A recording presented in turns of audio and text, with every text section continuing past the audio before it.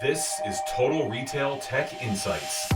The content retail executives need to optimize their use of technology throughout their organizations. Hello, and welcome to today's episode of Total Retail Tech Insights. I'm Joe Keenan, Editor-in-Chief of Total Retail, and I am joined on today's show by Meg Cohill, Director of Strategic Accounts and Head of Retail at TEKsystems, as well as Travis Salazar, Regional Director, Enterprise Cloud Applications, Data Analytics and Insights at TEKsystems as well. Travis and Meg are going to tell us a little bit about TEKsystems and how it is helping retailers and brands. So thank you for joining me today, Meg and Travis. Well, absolutely. Thanks for having us. We're super excited to be here and talk technology and retail today. At TEKsystems, we help companies get technology projects done in the digital cloud and data space. And as you know, Joe, it's a super complex technology ecosystem out there. And we solve problems with our many industry partners, or we execute directly with one of our customized solutions. We bring talent and expertise right to our customers to activate and build technology solutions. And my team and I partner with retailers in four main segments to help get work done. We work with big box customers, food and drug, fashion and accessories, and CPG. Yeah, and my teams, we are responsible for, as you mentioned, leading TEKsystems, two of their fastest growing divisions, our Enterprise Cloud Applications division, as well as our Data Analytics and Insights division. And essentially, my teams help address a series of trends that are creating tremendous new opportunities for companies to create value through data and analytics, big data, artificial intelligence, machine learning, Internet of Things, just to name a few, to help our customers generate new revenues, reduce costs, mitigate risk, improve experiences, and overall loyalties. Yeah. So thank you, Meg and Travis, for that kind of overview on your different teams within the organization. How about personally? Tell us a little bit about your backgrounds and how you ended up at TEKsystems, and tell us a little bit about your careers. Yeah, I have been with TEKsystems for quite some time. In fact, I fell into this world essentially out of college. In this day and age, it's kind of crazy to say a 20-year career here, but I just love the company and I love the work that I do in the San Francisco Bay Area. It's an exciting place to be. And I started my career, as many do here, in the recruiting world and moved up in the company and spend my time now working with retailers and high-tech companies right here in San Francisco. So it's pretty exciting stuff. Yeah, and for me, I've been with the company 10 years now. I actually started my career out of college in retail. I worked at Best Buy for like 6-7 years, worked my way up into leadership there, got referred into the company. And 10 years later, similar to Meg, kind of traditional path, started out in recruiting ranks and worked my way up through, managing some accounts and doing different leadership jobs. And I've always been a very technically savvy and very passionate about technology, if you will. So the job really lined up for me, and the passions that I have, just embedded in my soul. So about 10 years, yeah. So that's where I'm at. Mm-hmm. Yeah, that's great. You guys between the two of you, the tenure that you guys have had at one company within the tech industry that's pretty remarkable. So it shows you that TEKsystems must be doing something right. So that's great to hear. So let's kind of talk a little bit about the retail industry landscape as a whole. And we can't kind of have that discussion without talking about what's obviously happened in our world in the last 12 months or so regarding the COVID-19 pandemic. So, here now we're about a year later. Can you guys talk a little bit about how you've seen the retail industry shift from your perspective? Yeah, Joe, it's a great question. It's an understatement to say the world of retail has been upended. I mean, the pandemic shook a lot of areas of industry, but retail for sure.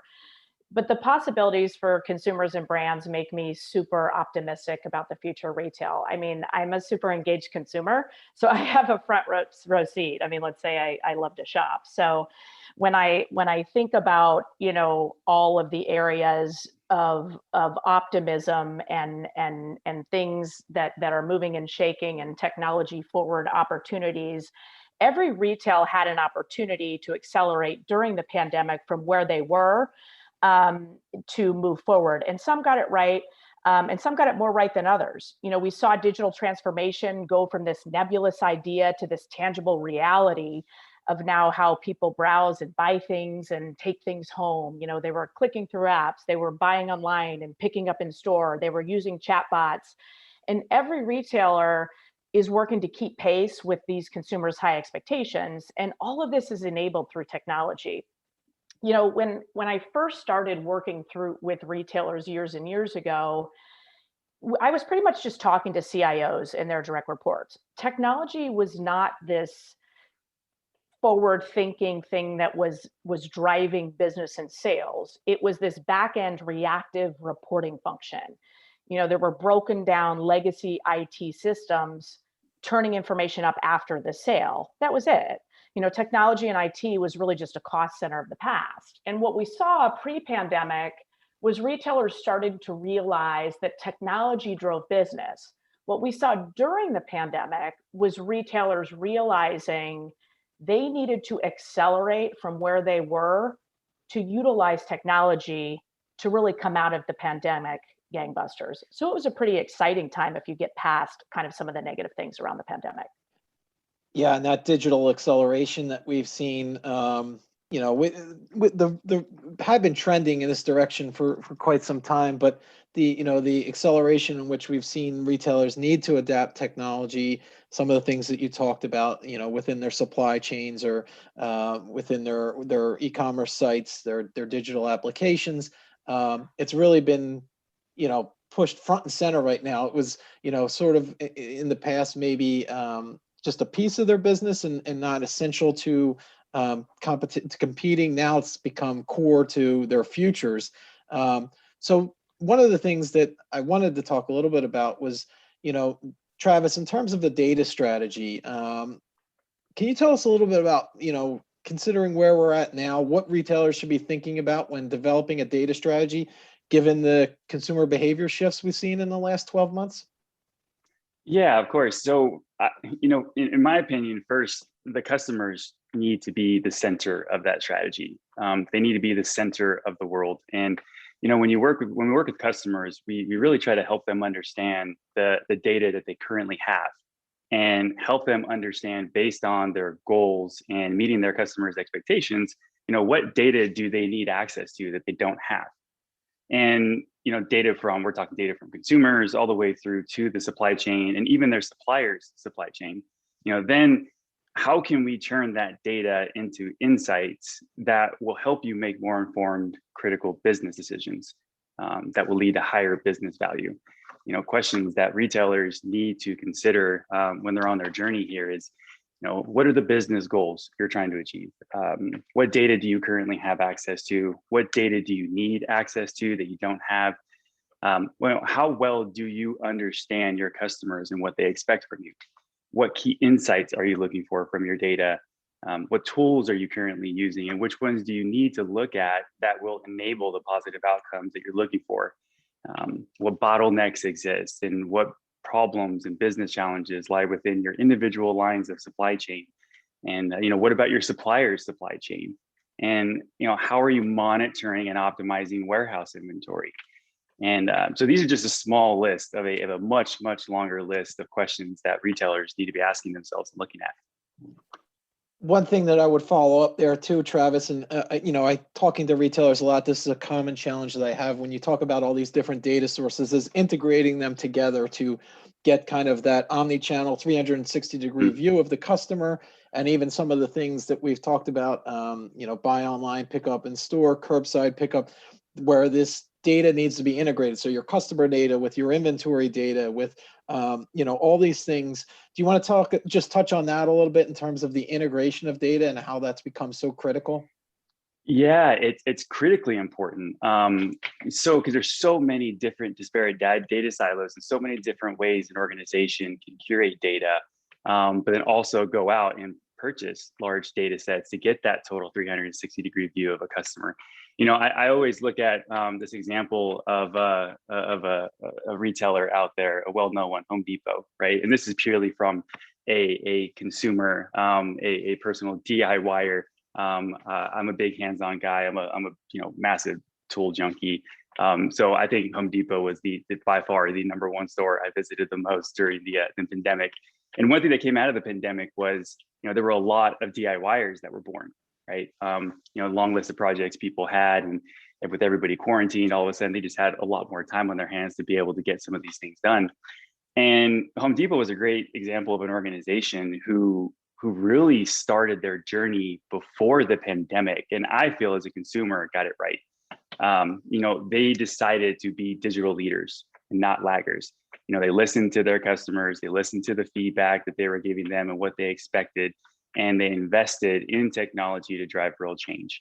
They created a universal data architecture to where they can have all these systems communicate with each other, which gave them the opportunity to implement machine learning across the organization that helped them provide better insights into supply chain and inventory, real-time analytics that they can make available to their consumers. They implemented voice search technology into their apps. They added a chat feature to interact with customer service. I mean, you can open your Home Depot app and get somebody from customer service on the line within, a minute. And augmented reality, that was a really big one, right? By leveraging their data and all the assets they had and the knowledge and experiences that they had, they brought that in an augmented way to their consumers at home. During the pandemic, if you were looking to remodel your bathroom, you could pull out your Home Depot app, and with augmented reality, you can drop in that new vanity that you were looking at. You could drop in the new bathtub, or maybe tiles, or fixtures that you've been looking at in some sorts, or comparing different products, and you could see real time what a remodel of your bathroom could look like. And even from there, you could build a list of the products that you needed to build, and immediately get access to whether or not a Home Depot store had those items in stock, to the point to where it would even tell you what aisle the items are at, and what section of the aisle and bin that the products may sit in, and then also make recommendations to you around some of the other items that you would need to ensure that you properly install those products, and down to the tools that you would need to be able to properly install those products. So between augmented reality, machine learning into mapping technology so that customers can map their products to their store, it was just really cool for them to make that investment early on, and it proved extreme dividends for them during the pandemic. Just some quick results to talk about. I mean, they drastically decreased the amount of time consumers spend inside their store, while also making significant improvement to the customer experience, and also increase sales by pretty substantial volumes. And they significantly reduced operational costs through better insights into supply chain and inventory. And overall, it was extremely fruitful for them. I don't know if you did go out there and you can look at their stock price. I mean, they're one of the few retailers out there who, since the start of the pandemic, has doubled their stock price as well as their NPS scores. So yeah, it's a great example of a company that got it right. Yeah, I was going to say that is a great example of how Home Depot has leveraged technology across its organization, including its stores, to improve the customer experience, which leads into my next question. So we've talked a lot about, how retailers have had to adapt in the last 12 months to changes in consumer behavior, the immediacy of the pandemic when it first started. Let's shift gears a little bit and kind of look ahead and kind of put your future thinking caps on here in terms of what do you foresee as the post-pandemic retail experience looking like? And then kind of a second part to that is what can retailers do to continue to drive innovation and succeed with technology? Yeah, I think consumer expectations are going to be really, really high coming out of the pandemic. I think, first of all, everyone's excited. I'm feeling the buzz out there as a consumer. I think all of us are. And we've had these super high expectations of how technology has served us well during the pandemic, as Travis just discussed. And I think retailers are going to have to continue to enhance this brick and mortar experience in a really, really real way. They need to include new technology applications that will not only be used online, but also allow for this seamless transition to the in-person customer journey and experience. Just like we talked about before, that digital transformation was this kind of nebulous thing. I remember when I first heard the word omni-channel years ago, and it's like, well, what does that really mean? And it meant so many different things. And I think now those of us in retail know exactly what it means. And if that continuous experience is not tied together by technology, and the customer feels like they have a seamless experience with things like less cumbersome loyalty programs that are all driven by better hardware and software on the back end and front end. They're not carrying around, a whole bunch of different, hard gift cards in their wallet, and everything's just at the tip of their hand. They're being identified with their customer profile right when they walk into a store. There just can't be this disconnect anymore. That online experience has to be tied into the brick and mortar store. Another trend that we continue to see that's very real, that needs to happen with retailers from the executive level down, and I mean from the CEO level down, is that this move from the CMO being the new CIO or the CIO. Those job functions, job roles, and job scopes need to come together, and vice versa. We saw some of that in the last few years, but these business groups can't continue to live in disparate campus and make disparate decisions. Those business decisions have to be made together, and technology and product decisions can't be made separately. And I think if that happens, we will see some of those innovations come to turn. And I think Travis can talk a little bit more about kind of what the future of what we'll see in with augmented reality and all these things. Yeah, Megan brought up a great point. It's that connection between the online and offline experience. Look, when the pandemic hit, it really forced a lot of people out there who, may have not taken that leap to move more towards leveraging technology and how to live in their everyday lives, right? But again, they were forced to, and they got a lot of practice on it. They've been using it for 12, 13 months now, and they developed an expectation of how well a specific brand or brands know them by getting all this practice and interacting with that online experience. And I guess the unintended consequences of creating such an amazing, great online experience is that now when those folks walk into a brick and mortar store, they're going to expect the same thing. And unless the brick and mortar store is also invested in similar technologies and in integrating those experiences between online and offline, customers are going to be disappointed because they're going to expect the same experience, right? So when we talk about in terms of driving innovation, there's influential technologies out there that include the cloud, data analytics, and there we're talking cloud-based, advanced, predictive, and prescriptive analytics, Internet of Things. And these technologies all feed into artificial intelligence, machine learning, natural language processing, augmented reality, which drives the overall use to examine consumer behavior and buying habits. And from here, possibilities, they really start to get pretty exciting. When I personally look at the industry post-pandemic, at the rate of acceleration that COVID has created, we're going to see some really cool things happen in retail, things that are going to put a lot of pressure on all of those who are in the retail industry to keep up. We're talking computer vision, augmented shopping, facial recognition, IoT, RFID tagged products, voice commerce, electronic shelf pricing that can deliver customized pricing based on the consumer that's standing in front of the product. We have staff-free and cashierless stores and new ways to use machine learning for demand forecasting and supply chain for inventory management, order fulfillment, and of course, data science and artificial intelligence-based personalized interactions. Down to, we're going to see a lot more of robotics managing warehouse inventory and order fulfillment. And we're already seeing that today with the likes of like Amazon and what Walmart's doing. So, Joe, there'll be a time where really soon, I believe that, you'll be able to walk into a brick and mortar store and you'll have an ecosystem of technologies that are just going to seamlessly work together, and they're going to bring that online experience offline, but technically back online inside the brick and mortar. So we'll have facial recognition software that will scan you and automatically know who you are and turn the entire store into a personalized helper. It can help. The artificial intelligence will pop up on your mobile device or some wearable and help guide you through the store and make recommendations for products that they know you love and like.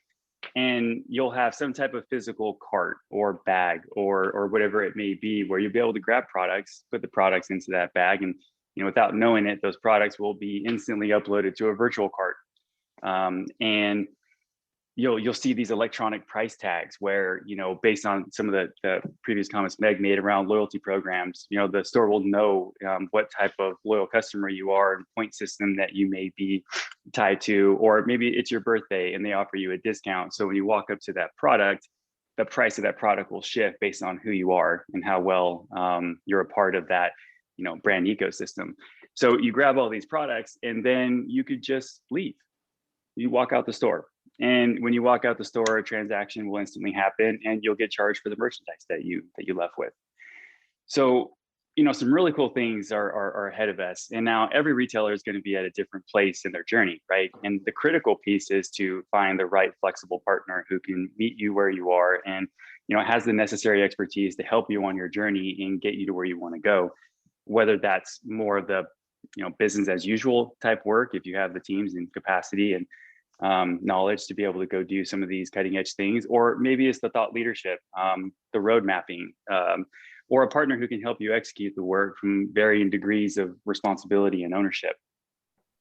Yeah, that's a great segue, Travis, into my final question. In terms of finding that right partner to help you as to create these experiences. You've talked a lot about all these different technologies, and Meg talked about the experience that the customer is expecting. And obviously that experience translates into loyalty if you give them the right experience. So my final question is finding that right partner and how TEKsystems is positioned to help retail customers with their needs in terms of going forward to offer these types of experiences across channels that consumers now expect of the retailers that they do business with. Yeah, so I'll start and then let Meg jump in on her end. I'll say that TEKsystems, we're obsessed with our customers, and we're obsessed with our customer's customer. We really set out to understand our customer's business, what their problems are, the challenges, their pain points, and their goals. And we set out to develop specific subject matter expertise and partnerships that are valuable to our customers, so we can attach ourselves to a true business partner, a consultative, transformative business partners. Retailers, they're going to need exceptional ways to engage with customers and meet their ever increasing expectations, from the time they decide to make a purchase to managing aspects of the supply chain and delivery to the customer to integrating that online and offline experience. TEKsystems can support a modern, streamlined data strategy and initiatives around that.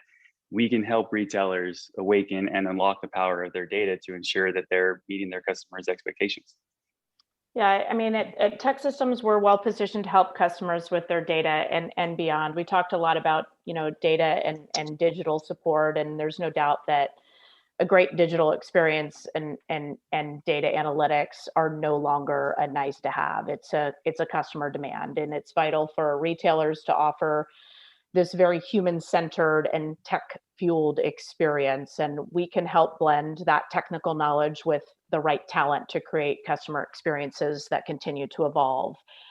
I am super optimistic about the state of retail in 2021. I remember how life-changing it was when I ordered my coffee from an app versus directly from a barista for the first time. And then it was even more life-changing when, a mobile delivery partner during the pandemic brought my coffee to my office, right? I'm not sure I recognized it as digital transformation at the time, but it certainly was. And then I thought about it later and I thought, wow, that's pretty cool that TEKsystems was a part of making that happen. So those are the kinds of things. And that's, you asked at the beginning, that's why I've been here for 20 years. So what I'll say, in closing, Joe, is the pace of change will never be faster than it is today in this moment.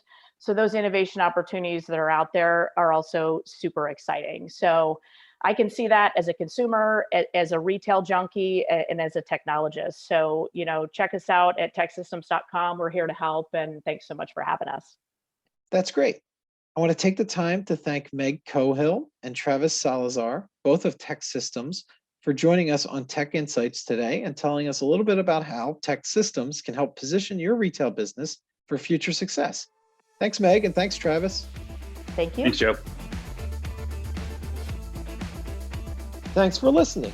For more information on this podcast, please check out our podcast channel page at mytotalretail.com/podcasts for show notes. Total Retail Tech Insights is available on Apple Podcasts, Google Play, Spotify, and Stitcher. Make sure to subscribe on our podcast channel page as well. If you've enjoyed this episode, please take a few moments to rate and review this podcast. Thanks, and until next time, this has been Total Retail Tech Insights.